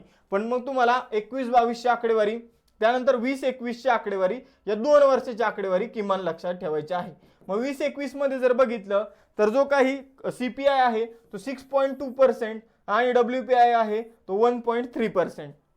तर WPI नुसार 1.3% एवढीच महागाई होती आणि CPI नुसार 6.2% एवढीच महागाई होती. कधी तर 2020-21 मध्ये. आणि कोविडचं वर्ष होतं त्यामुळं काही गोष्टी ची मागणी जी आहे ती घटली होती अचानक. आपण ग्राहक किंमत निर्देशांकानुसार ग्राहक ज्या वस्तू विकत घेतात त्यांचा विचार केला जातो आणि होलसेल प्राइस इंडेक्स मध्ये जे काही दुकानदार आहे ते ज्या वस्तूचा विचार त्या दुकानदार ज्या वस्तू विकत घेतात त्या किमतीचा विचार केला जातो. आणि मग आपण जर बघितलं तर कोविडच्या काळात बरीचशी दुकानं बंद होती त्यामुळे आपल्याला होलसेल प्राइस इंडेक्स जो आहे तो खूपच कमी बघायला मिळतो 1.3%. त्यामुळे ही आकडेवारी लक्षात ठेवायची आहे तुम्हाला 6.2% आणि 1.3% कोविडच्या काळातील. आणि आता 21-22 ची 5.5% आणि 13% हे लक्षात ठेवायचं. आणि सध्याची डिसेंबर पर्यंतची या 2022-23 या आर्थिक वर्षाची आकडेवारी आहे 6.8% आणि 11.5%. ठीक आहे. तर एवढं आपल्याला लक्षात ठेवायचं आहे. त्यानंतर 2021-22 या वर्षातील भारताची राजकोषीय तूट किती आहे? राजकोषीय तूट म्हणजे काय तर आपण समजून घ्या आपलं उत्पन्न जे आहे ते कमी आहे आपल्या देशाचं आणि आपल्या देशाचा खर्च जास्त आहे. मग आपण ते खर्च भागवण्यासाठी जे काही गव्हर्नमेंट कर्ज घेतं त्या कर्जाचं प्रमाण म्हणजे काय तर राजकोषीय तूट. समजून घ्या आपलं उत्पन्न 100 आहे आणि आपल्याला 120 रुपये खर्च करायचा आहे. तर हे आपण इथं काय करणार आहे 20 रुपये काय करणार आहे 20 रुपयाचं लोन घेणार आहे कर्ज घेणार आहे. तर हे आपण जितके % लोन घेतो किंवा कर्ज घेतो त्याला काय म्हटलं तर राजकोषीय तूट. मग आपल्याला काय विचारलं 2021-22 मधील राजकोषीय तूट किती आहे हे विचारलेलं आहे. मग आता सेम इथं बघा 2022-23 ची राजकोषीय तूट जी आहे ही डिसेंबर पर्यंतची आकडेवारी असणार त्यामुळे ही लक्षात ठेवली नाही तर चालेल. पण तुम्हाला 2021-22 20-21 आणि 19-20 या 3 वर्षाची आकडेवारी लक्षात ठेवायची. मग 2021-22 या वर्षाची जी आकडेवारी आहे ती 6.7% आहे. 21-22 ची आकडेवारी किती 6.7%. त्यानंतर जर बघितलं तर 2020-21 ची आकडेवारी 2020-21 ची जर आकडेवारी बघितली तर 9.2% आणि 2019-20 ची आकडेवारी जर बघितली राजकोषीय तूटची तर ती आहे 4.7%. तर अशा प्रकारे या आकडेवारी लक्षात ठेवायच्या आहे. लेटेस्ट लक्षात ठेवली नाही तर चालेल कारण आर्थिक वर्ष पूर्ण झालं नव्हतं आणि त्यामुळे गव्हर्नमेंटने जी आहे ती डिसेंबर महिन्यापर्यंतचीच आकडेवारी दिली होती. तर 21-22 6.7% हे लक्षात ठेवा. 20-21 9.2% आणि 19-20 मध्ये 4.7% एवढी आपल्याला राजकोषीय तूट बघायला मिळते. तर हे लक्षात ठेवायचं आहे. 6.7% एवढी राजकोषीय तूट होती हे तुम्हाला लक्षात ठेवायचंच आहे. ठीक आहे. यामध्ये या गोष्टी विसरायच्या नाही. बघा आता पुढील प्रश्न आहे, खालील विधानांचा अभ्यास करा. आता इथं पहिलं विधान काय आहे, 1 फेब्रुवारी 2023 रोजी निर्मला सीतारामन यांनी मांडलेला अर्थसंकल्प हा स्वातंत्र्यानंतरचा देशाचा एकूणातील 93वा अर्थसंकल्प होता. ठीक आहे. दुसरं विधान, निर्मला सीतारामन यांनी मांडलेला हा एकूणातील 5वा अर्थसंकल्प आहे. त्यानंतर भारताच्या स्वातंत्र्याला 75 वर्ष पूर्ण होत आहे आणि आपण अमृत महोत्सव साजरा करत आहोत, तर हा अमृत काळातील शेवटचा अर्थसंकल्प ठरला. तर असे तुमच्या समोर विधान आहे आणि तुम्हाला याचं योग्य ते उत्तर जे आहे ते द्यायचं आहे. मग आता आपण जर पुढे बघितलं, इन्फॉर्मेशन बघूया आणि नंतर उत्तर काढूया. बघा, केंद्रीय अर्थमंत्री जे आहे निर्मला सीतारामन यांनी 2023-24 वर्षासाठी अर्थसंकल्प मांडला. बघा, इकॉनॉमिक सर्वे जो आहे तिथं तुम्हाला 22-23 असं दिसेल. इकॉनॉमिक सर्वे म्हणजे तुम्हाला 22-23 भारताचं काय दिसेल, मागच्या वर्षामध्ये ज्या काही घडामोडी झालेल्या आहे, मागच्या वर्षामध्ये जीडीपीचा ग्रोथ रेट काय होता, या सर्वची आकडेवारी इकॉनॉमिक सर्वे मध्ये दिसेल. आणि अर्थसंकल्प जो असतो तो पुढच्या वर्षासाठी मांडलेला असतो, त्यामुळे अर्थसंकल्पामध्ये तुम्हाला पुढच्या वर्षासाठी सर्व अंदाजित आकडेवारी बघायला मिळते. व पुढचं वर्ष म्हणजे काय, तर 1 एप्रिल 2023 ते 31 मार्च 2024 हे जे आर्थिक वर्ष आहे, यासाठी निर्मला सीतारामन यांनी 1 फेब्रुवारी 2023 रोजी अर्थसंकल्प मांडलेला आहे. कुठे, तर संसदेमध्ये. मग आपण जर बघितलं तर हा निर्मला सीतारामन यांनी मांडलेला 5वा अर्थसंकल्प आहे. या अगोदर अरुण जेटली होते पण त्यांचं दुःखद निधन झालं आणि मग त्यानंतर निर्मला सीतारामन या अर्थमंत्री बनल्या आणि त्यांनी मांडलेला हा एकूणातील 5वा अर्थसंकल्प आहे आणि स्वातंत्र्यानंतरचा हा 93वा अर्थसंकल्प आहे. आता काही मुलांना प्रश्न पडेल का, आपण जर बघितलं तर देशाच्या स्वातंत्र्याला 75 वर्ष पूर्ण झाले, मग अर्थसंकल्प 93 कसे झाले, हा प्रश्न पडायला पाहिजे. मग याचं उत्तर असं आहे की आपल्या देशामध्ये नियमित अर्थसंकल्प जर विचार केला तर 75 झालेलेच आहे नियमित अर्थसंकल्प. पण इमर्जन्सीच्या काळात आपण 14 अंतरिम अर्थसंकल्प मांडलेले आहे आणि त्याचबरोबर छोटे 4 अर्थसंकल्प आतापर्यंत आपण मांडलेले आहे. तर अशा प्रकारे 75 अर्थसंकल्प नियमित, त्यामध्ये 14 ऍड करा, 89 अर्थसंकल्प झाले अंतरिम म्हणजे संकटाच्या काळात मांडले गेलेले, आणि त्यामध्ये 4 छोटे अर्थसंकल्प सुद्धा आपण मांडले होते. मग 89 + 4 म्हणजे 93 अर्थसंकल्प जे आहे ते स्वातंत्र्यानंतर आपण मांडलेले आहे. जर तुम्हाला नियमित हा शब्द जरी ते असता कुठं, बघा 93 अर्थसंकल्प, हा स्वातंत्र्यानंतर देशाचा हा नियमित 93वा अर्थसंकल्प होता, तर हे विधान चुकीचे झालं असतं. पण इथं हा एकूणातील 93वा आणि नियमित आतापर्यंत 75, इमर्जन्सीच्या काळात अंतरिम अर्थसंकल्प जे मांडलेले आहे ते 14 आणि मिनी अर्थसंकल्प 4 आतापर्यंत झालेले आहे. तर हे तुम्हाला लक्षात ठेवायचे आहे. तर पहिलं स्टेटमेंट इथं बरोबर आहे. ठीक आहे. दुसरं पहिलं स्टेटमेंट काय होतं, 1 फेब्रुवारी 2023 रोजी निर्मला सीतारामन यांनी मांडलेला अर्थसंकल्प हा देशाच्या स्वातंत्र्यानंतरचा एकूण 93वा अर्थसंकल्प होता. अगदी बरोबर. दुसरं विधान, निर्मला सीतारामन यांनी मांडलेला हा एकूणातील 5वा अर्थसंकल्प होता. दुसरं विधान सुद्धा बरोबर आहे, 5वा अर्थसंकल्प होता. तिसरं विधान, देशाच्या स्वातंत्र्याला 75 वर्ष पूर्ण होत आहे. अगदी बरोबर. आपण अमृत महोत्सव साजरा करत आहोत. आणि आता गव्हर्नमेंटनं काय घोषित केलेलं आहे, तर आपल्या देशाच्या स्वातंत्र्याला आता 75 वर्ष पूर्ण झालेले आहे. मग 75 वर्षापासून 100 वर्ष जोपर्यंत पूर्ण होत नाही, तो जो पुढचा 25 वर्षाचा जो काळ असणार आहे याला आपण अमृत काळ असं म्हटलेलं आहे. आपल्या गव्हर्नमेंटने याला काय म्हटलं की अमृत काळ. अमृत काळ कोणता आहे, तर आज आपल्या देशाला स्वातंत्र्याला 75 वर्ष पूर्ण झालेले आहेत. मग आपण जोपर्यंत 100 वर्ष देशाच्या स्वातंत्र्याला पूर्ण करत नाही, तर हा जो पुढचा 25 वर्षाचा काळ आहे तो असणार आहे अमृत काळ. आणि या अमृत काळामधील हा पहिलाच अर्थसंकल्प होता, हे तुम्हाला लक्षात ठेवायचं आहे. आता अमृत काळ सुरू झालेला आहे. मग आपण जर बघितलं भारताच्या स्वातंत्र्याला 75 वर्ष पूर्ण होते, इथपर्यंत बरोबर. ठीक आहे. आपण अमृत महोत्सव साजरा करत आहोत. ठीक आहे, हे सुद्धा बरोबर. तर हा अमृत काळामधील शेवटचा अर्थसंकल्प आहे, तर नाही. अमृत काळामधील हा पहिलाच अर्थसंकल्प आहे. म्हणजे इथं पर्याय क्रमांक 1 उत्तर निवडावं लागेल. फक्त एकच विधान काय आहे, चुकीचं आहे. ठीक आहे. यानंतर पुढे जाऊया. पुढील प्रश्न बघा, खालील विधानांचा अभ्यास करा. 12वा प्रश्न. यामध्ये पहिलं विधान काय आहे, आर्थिक वर्ष 2022. आता इथं फक्त आर्थिक वर्ष 2022 असं दिलेलं आहे. म्हणजे याचा अर्थ आहे की यांना काय म्हणायचं, 1 एप्रिल पासून यांना डिसेंबर पर्यंतची आकडेवारी हे बोलत आहे. ठीक आहे, डिसेंबर. आणि यांनी बोललं असतं आर्थिक वर्ष 2022-23, तर मग त्याचा अर्थ असता की 1 एप्रिल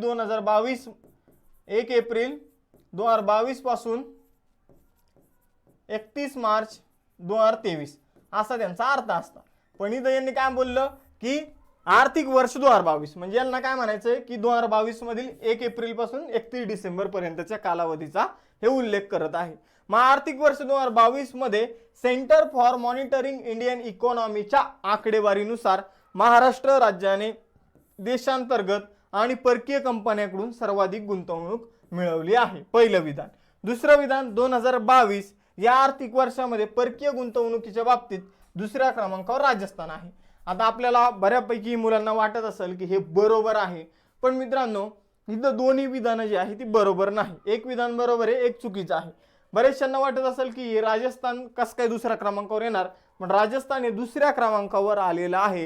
हे दुसरं विधान बरोबर आहे, पहिलं विधान चुकीचं आहे. पहिलं विधान का चुकीचं? कारण आपल्या राज्यामध्ये जर बघितलं तर अस्थिर वातावरण आहे. आपल्या राज्यामध्ये जर बघितलं तर स्थिर स्टेबल असं गव्हर्नमेंट नाहीये. गव्हर्नमेंट पहिले एक होतं, जनतेने एक निवडून दिलं होतं, त्यानंतर आलं दुसरंच, आता बनलं तिसरंच. अशा प्रकारे गव्हर्नमेंट कंटिन्यू चेंज होत आहे. आणि अशा प्रकारे जर एखाद्या फॉरेनच्या कंपनीला जर गुंतवणूक करायची असेल तर ती कशाला आपल्या राज्यामध्ये करेल? कारण यांचंच अजून स्टेबल गव्हर्नमेंट नाहीये. इथं राज्यपाल आणि मुख्यमंत्र्याचे वाद आहे. ठीक आहे, इथं अचानक रात्रीतून काही आमदार निघून जातात, बरोबर. अचानक वेगळं सरकार येतं, बरोबर. आता अचानक वेगवेगळे अफवा सुरू आहे की दुसरंच सरकार येणार. अशा परिस्थितीमध्ये फॉरेनच्या कंपन्या आपल्याकडे गुंतवणूक करत नाही. आणि आपल्या देशामध्ये परिस्थिती अशी बनलेली आहे की जी गुंतवणूक आपल्या देशामध्ये आपल्या राज्यामध्ये होणार आहे तर ती गुंतवणूक दुसऱ्या राज्यामध्ये पळवली जात आहे. म्हणजे असं वातावरण आपल्या राज्यामध्ये आहे. म्हणून आपलं राज्य बरेचसे दिवस बराचसा काळ पहिल्या क्रमांकावर होतं. कशाच्या बाबतीत? तर या परकीय गुंतवणुकीच्या बाबतीत. ते आता आपल्याला पहिल्या क्रमांकावर दिसत नाही, दुसऱ्या क्रमांकावर दिसत नाही. आता ते एकदम खाली खाली जात आहे. आणि पहिला क्रमांक कोणी मिळवलेला आहे? तर आपल्याच राज्यातील प्रकल्प जे राज्य मिळवत आहे गुजरात, त्याने या बाबतीत पहिला क्रमांक मिळवलेला आहे. ठीक आहे, तर गुजरात या बाबतीत पहिल्या क्रमांकावर आलेला आहे. आणि आपल्या गव्हर्नमेंटने हे प्रकल्प ऍक्च्युअली जाऊनच नाही द्यायला पाहिजे दुसऱ्या राज्यामध्ये. पण आता आपण त्या बाबतीत जास्त काही बोलू शकत नाही कारण आपल्याला देश शिक्षण घ्यायचं आहे. मी शिक्षक आहे तुमचा आणि तुम्ही विद्यार्थी आहात, त्यामुळे आपल्याला इथपर्यंतच या बाबतीत डिस्कशन करायचं आहे की आपल्याला फक्त एक दुःख वाटतं की आपले जे प्रोजेक्ट आहेत ते दुसऱ्या राज्यात जातात. यामुळेच मी तुम्हाला हे बोललं. पण इथं महाराष्ट्र जे आता ते खाली खाली जात आहे आणि याची जागा गुजरातने घेतलेली आहे. गुजरातने जास्तीत जास्त परकीय गुंतवणूक जी आहे ती मिळवलेली आहे. त्यामुळे इथं फक्त ब विधान जे आहे ते बरोबर आहे, हे तुम्हाला लक्षात ठेवायचं आहे. तर सेंटर फॉर मॉनिटरिंग इंडियन इकॉनॉमीच्या आकडेवारीनुसार गुजरात राज्य काय बनलेलं आहे तर परदेशी कंपन्यांकडून नवीन गुंतवणूक आकर्षित करणारं सगळ्यात जास्त गुंतवणूक आकर्षित करणारं राज्य बनलेलं आहे. गुजरातने जवळपास 3.98 ट्रिलियन रुपये, डॉलर नाही बरं का, कारण 3 ट्रिलियन डॉलर ही भारताचीच अर्थव्यवस्था आहे. तर इथं रुपये, ठीक आहे, 3 ट्रिलियन डॉलर, ठीक आहे. आता रुपयामध्ये ही आकडेवारी आहे. तर गुजरातने 3.98 ट्रिलियन रुपये काय केलेले आहे? गुंतवणूक आकर्षित केलेलं आहे. दुसऱ्या क्रमांकावर राजस्थान हे आकर्षित करणारं राज्य बनलं आहे. ठीक आहे, तर हे तुम्हाला लक्षात ठेवायचं आहे. त्यामुळे याचं उत्तर काय असणार आहे? फक्त ब बरोबर, अचूक. पुढे जाऊया. वर्ल्ड इकॉनॉमिक फोरमने चौथ्या औद्योगिक क्रांतीसाठी भारतातील कोणत्या शहराची निवड केलेली आहे? आता तुम्हाला माहित असेल की चौथी औद्योगिक क्रांती म्हणजे नेमकं काय? आता बऱ्याचशा मुलांना प्रश्न असेल की बाबा हे सर चौथी औद्योगिक क्रांती म्हणजे काय? नेमकं औद्योगिक क्रांती नेमकं काय असतं? तर बघा, एक काळ होता की ज्या काळी सगळ्या गोष्टी हाताने बनवल्या जात होत्या. जसं की कपडे बनवायचे तर हस्तकला होती, हातानेच कपडे बनवले जात होते, त्याला आपण खादीचे कपडे म्हणून ओळखतो. सर्व गोष्टी जर आपण बघितले तर हाताने बनवले जात होत्या. पण अचानक काय झालं? कारखाने आले, कारखान्यामध्ये कपडे बनायला लागले. कारखान्यामध्ये बऱ्याचशा गोष्टी, पहिले नॉर्मल साखर बनवण्यासाठी किंवा गुळ बनवण्यासाठी गुऱ्हाळं होते आपल्या गावाकडे पहिले, पण नंतर साखर कारखाने आले आणि कारखान्यामध्ये साखर बनवायला सुरुवात झाली, प्रोडक्शन वाढलं. तर पहिल्यांदा जेव्हा कारखाने नेमकं आपल्या जगामध्ये आले, अनेक देशामध्ये जेव्हा आले, ठीक आहे, तर त्याला म्हटलं गेलं पहिली औद्योगिक क्रांती. जेव्हा कारखान्याची नेमकं सुरुवातच झाली तेव्हा त्याला म्हटलं गेलं पहिली औद्योगिक क्रांती. ठीक आहे, मग आता कारखाने आले, त्याला काय म्हटलं गेलं? पहिली औद्योगिक क्रांती म्हटलं गेलं. मग या कारखान्यामध्ये कारखाने आलेले होते. पहिले ते वाफेच्या इंजिनवर कारखाने काम करायचे, वाफेच्या इंजिनद्वारे सर्व गोष्टी चालायच्या. मग दुसरी औद्योगिक क्रांती कशाला म्हणायचं, तर तिथं आली इलेक्ट्रिसिटी, विजेच्या साह्याने असेंब्ली लाईन तयार केली जाते. म्हणजे कारखाना जर तुम्ही बघितला, एखाद्या MIDC मध्ये जाऊन जर कारखाना बघितला तर त्यामध्ये काय असतं, छोटीशी रेल्वे पटरी असते आणि मग रेल्वे पटरीवर समजून घ्या फ्रीज बनणार आहे. तर समजून घ्या एका ठिकाणी फ्रीज बनायला सुरू होतं तर दुसऱ्या ठिकाणी डायरेक्ट ते बॉक्समध्ये जातं. तर अशा प्रकारची ती रेल्वे पटरी असते. मग समजून घ्या पहिल्या ती रेल्वे लाईन असते आणि ती कंटिन्यू फिरत असते छोटीशी. मग त्यावर पहिले आपण फ्रीजचं खाली ढाचा ठेवणार, मग ते फ्रीज पुढे जाणार. मग असे लाईननुसार व्यक्ती बसलेले असतात. मग ते समजून घ्या आपण सगळे तिथे काम करतो. मग फ्रीजचा फक्त तिथे साचा ठेवला, मग ते पुढे जाणार. मग पुढे तुम्ही असणार, तुम्ही त्यामध्ये काय बसवणार, डोअर बसवणार. मग ते अजून पुढे जाणार. मग एक व्यक्ती त्यामध्ये LED बसवणार, लाईट बसवणार. मग ते अजून पुढे जाणार. मग त्याच्यामध्ये जे काही मशिनरी लागते एक व्यक्ती ते बसवणार आणि अशा प्रकारे ते फ्रीज फायनल होणार. याला म्हटलं तर असेंब्ली लाईन. तर इलेक्ट्रिसिटीच्या साह्याने जेव्हा असेंब्ली लाईन आली आणि असेंब्ली लाईनच्या साह्याने जेव्हा मास मोठ्या प्रमाणात प्रोडक्शन व्हायला लागलं त्याला म्हटलं गेलं दुसरी औद्योगिक क्रांती. त्याला काय म्हटलं गेलं, दुसरी औद्योगिक क्रांती. आणि मग समजून घ्या एक गाडी आहे, तर एक गाडी समजून 2 व्हीलर आहे, तर 2 व्हीलर एकदा तिथं बनायला सुरू झाली की फायनल डायरेक्ट ती बनूनच तयार होते. अशा प्रकारच्या असेंब्ली लाईन मोठमोठ्या कारखान्यामध्ये असतात. मग आता तिसरी औद्योगिक क्रांती कशाला म्हणायचं, जेव्हा कम्प्युटर आलं आणि कम्प्युटरद्वारे सर्व गोष्टी व्हायला लागल्या, आपले रोबोट आले आणि त्याच्या साहाय्याने बऱ्याचशा गोष्टी व्हायला लागल्या, त्याला म्हटलं गेलं तिसरी औद्योगिक क्रांती. आणि आता आलेली आहे चौथी औद्योगिक क्रांतीची वेळ. चौथी औद्योगिक क्रांती नेमकं काय आहे, तर आर्टिफिशियल इंटेलिजन्स. तुम्ही ऐकलं असेल की सर्व अलेक्सा प्ले द सॉन्ग, मग अलेक्सा काय करते, प्ले सॉन्ग लावते. बरोबर, तुम्ही नवीन आता जे रील्स वगैरे चालू असते त्यामध्ये बघता, किंवा गुगलमध्ये व्हॉइस असिस्टंट असतात, गुगल प्ले द सॉन्ग किंवा गुगल प्लीज ओपन यूट्यूब, असं जेव्हा तुम्ही गुगलला म्हणता आपल्या मोबाईलमध्ये, तर गुगल ऑटोमॅटिक ते कामं करायला लागतं. तर याला म्हटलं आता आर्टिफिशियल इंटेलिजन्स.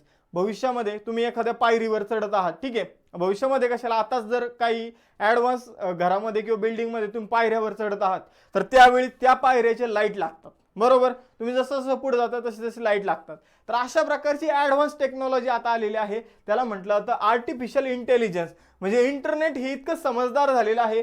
पहिले जे काही यंत्र वगैरे होते त्याला कम्प्युटरमध्ये आपल्याला काही गोष्टी करण्याची गरज होती, पण आता इंटरनेटद्वारे कम्प्युटर स्वतः इतकं सक्षम झालेलं आहे की ते बऱ्यापैकी गोष्टी स्वतःहूनच करतं. त्याला समज आलेली आहे असं आपण म्हणू.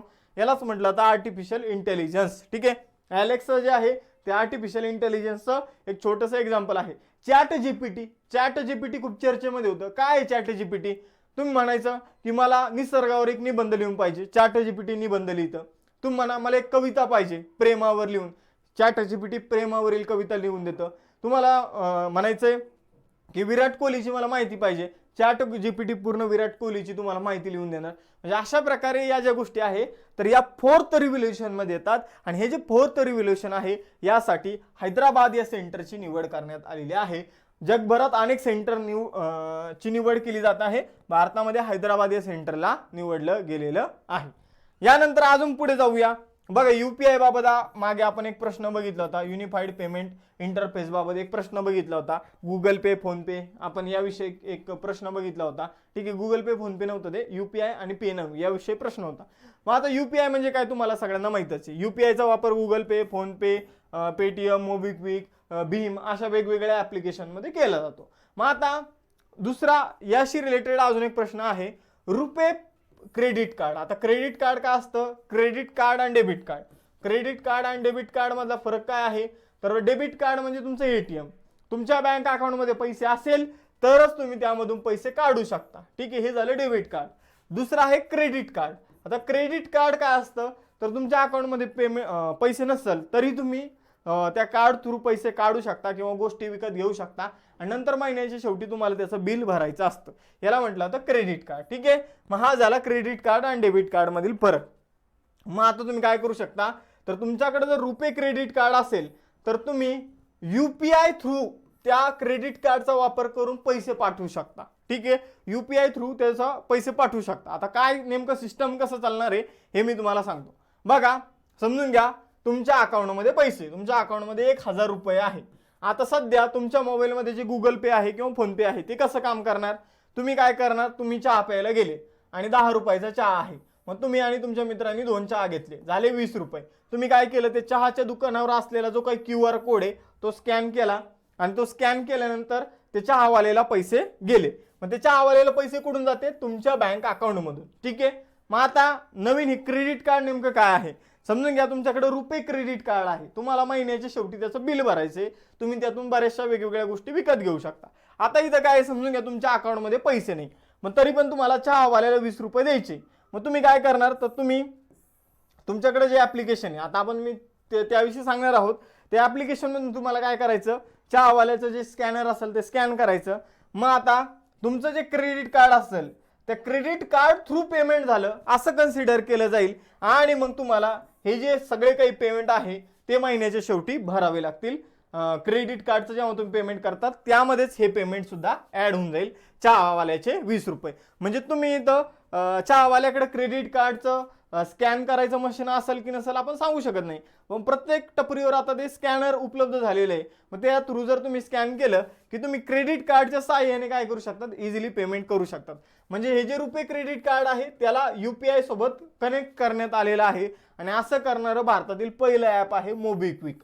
मोबिक्विक नंतर पेटीएमने सुद्धा ते सुरू केले आहे, पण तुम्हाला मोबिक्विक हे ऍप्लिकेशन लक्षात ठेवायचं आहे. ठीक आहे.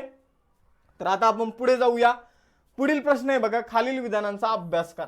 पहिलं विधान काय म्हणतं, महत्वाकांक्षी राज्य कार्यक्रमाच्या धर्तीवर महत्वाकांक्षी तालुका कार्यक्रम ॲस्पिरेशनल ब्लॉक प्रोग्राम सुरू करण्यात आला आहे.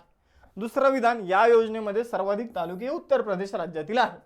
बघा, महत्वाकांक्षी कार्यक्रम मी तुम्हाला ऍप्लिकेशन मध्ये शिकवलेला आहे, बऱ्याचशा बॅचेसला सगळ्या गोष्टी शिकवलेल्या आहे. तर एक ॲस्पिरेशनल डिस्ट्रिक्ट प्रोग्राम मी तुम्हाला शिकवला होता. ठीक आहे. ॲस्पिरेशनल डिस्ट्रिक्ट प्रोग्राम शिकवला होता. ॲस्पिरेशनल डिस्ट्रिक्ट प्रोग्राम, एखादा जिल्हा जर मागास असेल किंवा एखादा जिल्हा विकासाच्या प्रवाहापासून मागे राहिला असेल तर त्याला परत विकासाच्या प्रवाहात आणण्यासाठी महत्वाकांक्षी जिल्हा कार्यक्रम, इंग्रजीमध्ये त्याला ॲस्पिरेशनल डिस्ट्रिक्ट प्रोग्राम म्हटलं जातं. तर हा जो कार्यक्रम आहे हा 2018च्या जानेवारी महिन्यामध्ये सुरू करण्यात आला होता. सुरुवातीला 112 जिल्ह्यामध्ये सुरू करण्यात आला, नंतर यामध्ये जिल्ह्यांची संख्या वाढवली गेली.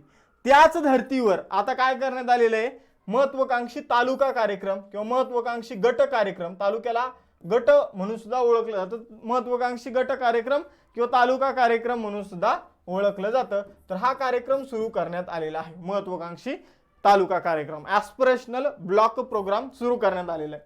पण मित्रांनो, इथं पहिलं स्टेटमेंट काय म्हणतो, महत्वाकांक्षी राज्य कार्यक्रमाच्या धर्तीवर. तर हा राज्य कार्यक्रम नाही, जिल्हा कार्यक्रमाच्या धर्तीवर, इथं असं पाहिजे होतं. त्यामुळे पहिलं स्टेटमेंट रॉंग. दुसरं स्टेटमेंट, या योजनेमध्ये सर्वाधिक तालुके उत्तर प्रदेशमधील आहे. तर बरोबर आहे, कारण उत्तर प्रदेश हे स्वतःच एक मागे राहिलेलं राज्य आहे आणि मग त्यामुळे त्यातीलच सगळ्यात जास्त तालुके आपल्याला यामध्ये बघायला मिळतात, कारण लोकसंख्या सुद्धा जास्त आहे. मग इथं ब बरोबर आहे पण अ चूक आहे, फक्त ब बरोबर हे आपल्याला उत्तर द्यायचं आहे. आय होप तुम्हाला समजलं असेल. यानंतर भारताच्या आर्थिक पाहणी अहवालानुसार 2022-23 नुसार 2022-23 या आर्थिक वर्षासाठी भारताच्या GDPची जी काही ग्रोथ रेट आहे किंवा भारताचा GDPचा ग्रोथ रेट किती असेल अशी शक्यता वर्तवण्यात आलेली आहे. बघा, इथं काय प्रश्न आहे, भारताच्या आर्थिक पाहणी अहवाल जो काही 22-23चा अहवाल आहे त्यानुसार 2022-23 या आर्थिक वर्षासाठी भारताची GDPचा ग्रोथ रेट काय असेल अशी शक्यता वर्तवण्यात आलेली आहे. तर बघा, आता आपण जर बघितलं तर 22-23चा जो ग्रोथ रेट असणार आहे, किती 2022-23चा जो ग्रोथ रेट असणार आहे तर तो 7% इतका असणार आहे. 23-24चा 6.0 ते 6.8% इतका असणार आहे. तर 22-23चं जर आपण बघितलं तर इथं ऑप्शन मध्ये दिलंच नाहीये. ठीक आहे. 22-23चं जर आपल्याला विचारलं तर हा 7% आहे. 22-23चा 7% आहे. इथं मला प्रश्न फ्रेम करताना मला इथं 23-24 टाकायचं होतं, म्हणून मी इथं शक्यता हा शब्द टाकला होता. 23-24 टाकायचं होतं.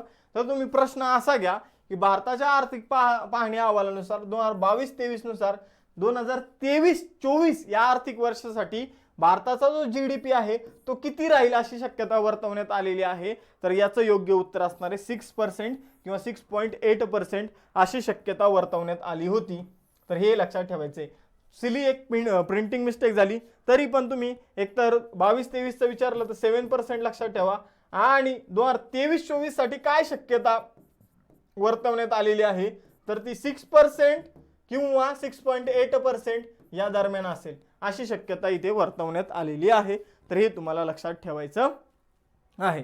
त्यानंतर 2021-22 साठी 8.7%, 2021 मध्ये -6.6% कोविडमुळं आणि 2019-20 मध्ये 3.7%. तर या बाबी आपल्याला लक्षात ठेवायच्या आहे मित्रांनो. जे काही महत्त्वाचं आहे तेच आपण इथं घेत आहोत. यानंतर बघा, यावर तुम्हाला क्वेश्चन विचारला जाऊ शकतो, भरड धान्य वर्ष. कशावर? भरड धान्य वर्ष, मिलेट इयर म्हणून 2023 हे वर्ष जे आहे तर ते साजरा केलं जात आहे. मी तुम्हाला उत्तर सांगून दिलं. खालील विधानांचा अभ्यास करा. पहिलं विधान काय आहे? 2023 हे वर्ष जागतिक भरड धान्य वर्ष मिलेट्स इयर म्हणून साजरा केलं जात आहे. तर पहिलं विधान बरोबर आहे. दुसरं विधान 2023-24च्या अर्थसंकल्पामध्ये निर्मला सीतारामन यांनी भरड धान्यासाठी श्रेष्ठ अन्न हा शब्द वापरला. तर बघा, भरड धान्यासाठी आपलं जे गव्हर्नमेंट आहे किंवा निर्मला सीतारामन जे आहे यांनी भरड धान्यासाठी मिलेटसाठी कोणता शब्द वापरला यावर आपल्याला निश्चितच प्रश्न विचारला जाऊ शकतो. तर त्यांनी जो शब्द वापरलेला आहे तो श्री अन्न हा शब्द वापरलेला आहे. श्री अन्न. कोणता शब्द वापरला? श्री अन्न हा शब्द भरड धान्यासाठी वापरलेला आहे. हे तुम्हाला लक्षात ठेवायचं आहे. त्यामुळे आपण जर बघितलं तर ब विधान चुकीचं आहे. इथं फक्त अ विधान बरोबर आहे. श्री अन्न लक्षात ठेवायचं. आपण जर बघितलं तर भरड धान्याचा सर्वात मोठा उत्पादक देश जो आहे तो भारत आहे आणि भरड धान्याच्या निर्यातीच्या बाबतीत भारत दुसऱ्या क्रमांकावर आहे. उत्पादनाच्या बाबतीत भारत पहिल्या क्रमांकावर आहे. हे लक्षात ठेवायचं आहे. बघा, याशीच अजून एक इथं बघा, इंटरनॅशनल मिलेट्स इयर जे आहे ते 2023 हे आहे. हे तुम्हाला लक्षात ठेवायचं आहे. भरड धान्यामध्ये काय येतं? तर ज्वारी येते, बाजरी येते. ठीक आहे, ज्वारी येणार, बाजरी येणार, नाचणी येणार. तर हे फेमस भरड धान्य आपल्याला माहित असायला पाहिजे. यानंतर पुढे जाऊया मित्रांनो. भरड धान्याविषयीच एक प्रश्न आहे बघा, जागतिक भरड धान्याविषयक श्री अन्न. आता श्री अन्न एक परिषद सुद्धा सुरू झालेली आहे. तर त्याविषयक आपल्याला दोन विधानं दिलेली आहे. पहिलं विधान 18 व 19 मार्च 2023 दरम्यान ही परिषद दिल्ली येथे पार पडली. दुसरं विधान, या परिषदेचे उद्घाटन राष्ट्रपती द्रौपदी मुर्मू यांच्या हस्ते झाले. तर इथं जर पहिलं विधान जर बघितलं तर पहिलं विधान तुम्ही तुमचं उत्तर देत राहा. पहिलं विधान इथं काय आहे? तर ही जी परिषद आहे श्री अन्न परिषद ही दिल्ली येथे पार पडली मार्च महिन्यामध्ये. अगदी बरोबर. पण या परिषदेचे उद्घाटन जे आहे ते पंतप्रधान नरेंद्र मोदी यांनी केलेलं आहे. नरेंद्र मोदी, राष्ट्रपतींनी केलं नाही. नरेंद्र मोदी यांनी या परिषदेचं उद्घाटन केलेलं आहे. त्यामुळे ब विधान चुकीचं आहे. इथं फक्त अ विधान बरोबर आहे. फक्त अ विधान काय आहे? बरोबर आहे. ब चुकीचं आहे. त्यामुळे दोन्ही बरोबर, दोन्ही चूक आणि फक्त ब बरोबर हे ऑप्शन येणार नाही. फक्त अ विधान बरोबर आहे. ठीक आहे. त्यानंतर अजून एक महत्त्वाचा प्रश्न, अर्थसंकल्पामध्ये आपल्याला वेळोवेळी अशा प्रकारची आकडेवारी दिलेली असते. त्यामुळे हा प्रश्न आपण घेतलेला आहे. 2027 पर्यंत भारताची अर्थव्यवस्था $5 ट्रिलियन व्हावी हे आपल्या देशाचं उद्दिष्ट आहे. आणि 2027 पर्यंत महाराष्ट्राची अर्थव्यवस्था $1 ट्रिलियन व्हावी असं आपल्या राज्याचं उद्दिष्ट आहे. तर आपला जो अर्थसंकल्प मांडण्यात आला होता तेव्हा देवेंद्र फडणवीस, महाराष्ट्राचा जो अर्थसंकल्प मांडण्यात आला होता तेव्हा फडणवीस यांनी भाषण देताना काय म्हटलं होतं की आपल्या देशाचं टार्गेट हे की 2027 पर्यंत काय व्हावी? तर आपली अर्थव्यवस्था $5 ट्रिलियन एवढी व्हावी. आणि आपण जर बघितलं बरेचशा रेफरन्समध्ये किंवा बरेचशा इंटरनेटवर 2026-27 या वर्षापर्यंत काय व्हावी? आपली अर्थव्यवस्था $5 ट्रिलियन होईल अशी अपेक्षा व्यक्त केली जात आहे. त्यामुळे पहिलं विधान बरोबर आहे. 2027 पर्यंत आपली अर्थव्यवस्था $5 ट्रिलियन होईल किंवा हे आपल्या देशाचं उद्दिष्ट आहे. पहिलं विधान बरोबर. आणि या $5 ट्रिलियन मध्ये फडणवीस पुढे काय म्हणले की $5 ट्रिलियन मध्ये $1 ट्रिलियन हे महाराष्ट्राचं योगदान असेल. म्हणजे हे महाराष्ट्राचं उद्दिष्ट आहे की 2027 पर्यंत जी काही अर्थव्यवस्था असेल त्यामध्ये आपला $1 ट्रिलियन एवढा हिस्सा असेल. त्यामुळे ब विधान बरोबर आहे. इथं दोन्ही विधानं कशी आहे? बरोबर आहे. तर हे तुम्हाला लक्षात ठेवायचं आहे. आणि नवीन शैक्षणिक धोरण जे आहे त्याविषयीचा आपला हा प्रश्न. तर मित्रांनो इथं प्रश्न नेमकं काय आहे ते बघा. राष्ट्रीय शैक्षणिक धोरणाच्या वैशिष्ट्याबाबत खालील विधानांचा अभ्यास करा. पहिलं वैशिष्ट्य काय आहे? तर 2030 पर्यंत 100% पटनोंदणी साध्य करणे आणि प्राथमिक ते माध्यमिक स्तरापर्यंत शिक्षणाचे सार्वत्रिकरण करणे. दुसरं विधान 10+2 ही रचना बदलून 5+3+3+4 ही रचना आणणे हे वैशिष्ट्य आहे. इयत्ता 10वी पासून इंटर्नशिप, व्यवसाय शिक्षण देणे, इंटर्नशिप जी दिली जाते किंवा आपल्याला समजून घ्या कुठेतरी काम करण्याची संधी दिली जाते, एखाद्या व्यवसायाचं आपल्याला शिक्षण दिलं जातं, ही 10वी पासून द्यावं असं आपल्याला तिसरं स्टेटमेंट दिलेलं आहे. 2035 पर्यंत उच्च शिक्षणामध्ये एकूण पटसंख्येचं प्रमाण 50% पर्यंत वाढवणं. तर आपण जर बघितलं तर न्यू एज्युकेशन पॉलिसी जी आहे तर त्याविषयी आपल्याला माहिती पाहिजे, यावर आपल्याला प्रश्न विचारला जाऊ शकतो. तर इथं जर आपण बघितलं तर सार्वत्रिकरण करणं, युनिव्हर्सलायझेशन करणं, कशाचं? शिक्षणाचं. ठीक आहे, कशाचं करणं? शिक्षणाचं करणं असं आपल्याला दिलेलं आहे. आणि कोणत्या शिक्षणाचं करणं? तर इथं प्राथमिक आणि माध्यमिक शिक्षणाचं करणं हे आपल्याला दिलेलं आहे. प्राथमिक आणि माध्यमिक शिक्षणाचं सार्वत्रिकरण करणं. आणि 2030 पर्यंत काय करायचं आपल्याला? तर 2030 पर्यंत इथं जर बघितलं तर 100% जी काही पटनोंदणी आहे ती साध्य करायची 2030 पर्यंत. तर पहिलं विधान बरोबर आहे. आता जी रचना आहे आपल्या 10वी असते, 10वी नंतर 2 वर्ष 12वीची असतात, ही रचना बदलून आता इथे 5+3+3+4 अशी नवीन रचना जी आहे ती निर्माण केली जाणार आहे. मग आता ही निर्माण केली गेल्यानंतरच आपल्याला हिच्या बाबत व्यवस्थित ज्या गोष्टी आहेत ते समजतील. पण इथं जे काही प्राथमिक लेवलचं शिक्षण असणार आहे ते जवळपास जे बेसिक शिक्षण 5 वर्षापर्यंतच असेल, त्यावरून ॲडव्हान्स शिक्षण पुढे 3 वर्ष दिलं जाईल, त्यावरून पुढे 3 वर्ष अजून ॲडव्हान्स शिक्षण दिलं जाईल, आणि जे काही 10वी किंवा 12वी या स्तराचं शिक्षण आहे ते 4 वर्ष दिलं जाईल. अशी रचना नवीन शिक्षण धोरणामध्ये आणली जाणार आहे.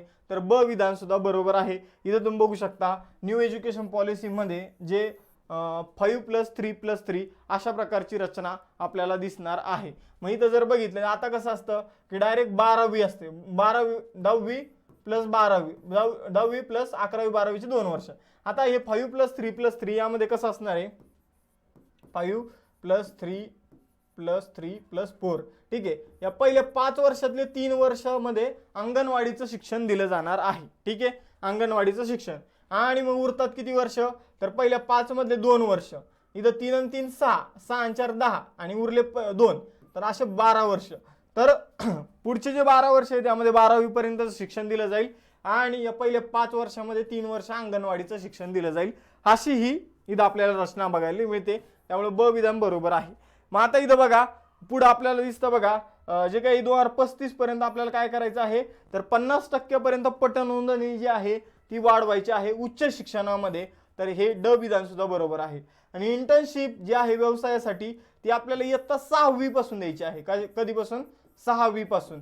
त्यामुळे इथं क विधान चुकीचं आहे. त्यामुळे इथं जर आपण बघितलं तर क जिथे नाहीये ते विधान आहे पर्याय क्रमांक 2, तो पर्याय आहे दुसरा. त्यामुळे पर्याय क्रमांक 2 आपलं उत्तर असणार आहे. तर एवढं तुम्हाला न्यू एज्युकेशन पॉलिसी बाबत माहीत असलं पाहिजे. इथं बघा क्लास 6 पासून इंटर्नशिप दिली जाणार आहे.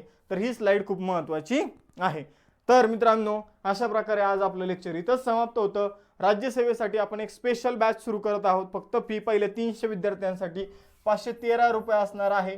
बॅच बरोबर 1 मे ते 5 मे या दरम्यान ॲडमिशन सुरू असतील. तुम्हाला या दरम्यान ॲडमिशन घ्यायचं आहे. कंबाईनची आम्ही जशी तुमची तयारी करून घेतली, राज्यसेवेची सुद्धा त्याच लेवलची तयारी तुमची करून घेतली जाणार आहे. या राज्यसेवेच्या बॅचमध्ये फी फक्त 513 रुपये असेल. आणि तुम्हाला सगळ्यांना आपलं ॲप्लिकेशन या लेक्चरच्या डिस्क्रिप्शन बॉक्समध्ये लिंक दिलेली आहे, त्यामधून डाउनलोड करायचं आहे. टेलिग्रामच्या चॅनलला जॉईन करायचं आहे. इन्स्टाच्या पेजला फॉलो करायचं आहे. आणि तुम्हाला हे लेक्चर कसं वाटलं याबाबत तुम्हाला निश्चितच तुमचे जे 2 शब्द आहे ते तुम्हाला कमेंट बॉक्समध्ये लिहायचे. चॅट बॉक्समध्ये नका लिहू, डायरेक्ट कमेंटमध्ये तुम्ही तुमची कमेंट करा. तुमच्या कमेंटला आम्ही योग्य तो प्रतिसाद सुद्धा देऊ. आणि जास्तीत जास्त मुलांपर्यंत तुम्हाला आपलं लेक्चर जे आहे ते शेअर करायचं आहे. तुम्हाला आर्थिक जे काही इकॉनॉमिक सर्वे आहे त्यावर लेक्चर पाहिजे की नाही याबाबतही तुमचं मत जे आहे ते तुम्हाला व्यक्त करायचं आहे. आणि अजून कोणत्या टॉपिकवर तुम्हाला लेक्चर पाहिजे, पुढचं लेक्चर करंट अफेअर्सच्या कोणत्या टॉपिकवर घ्यावं याबाबतही तुम्हाला आम्हाला कळवायचं आहे. तर मित्रांनो आता आपण इथे थांबूया आणि भेटूया नेक्स्ट लेक्चरमध्ये. ठीक आहे, लेक्चर जर आवडला असेल तर नक्की लेक्चरला लाईक, शेअर आणि चॅनलला सबस्क्राईब करायला विसरू नका. आणि अशाच दर्जेदार व्हिडिओसाठी बघत राहा फक्त आणि फक्त अभ्यास मित्र.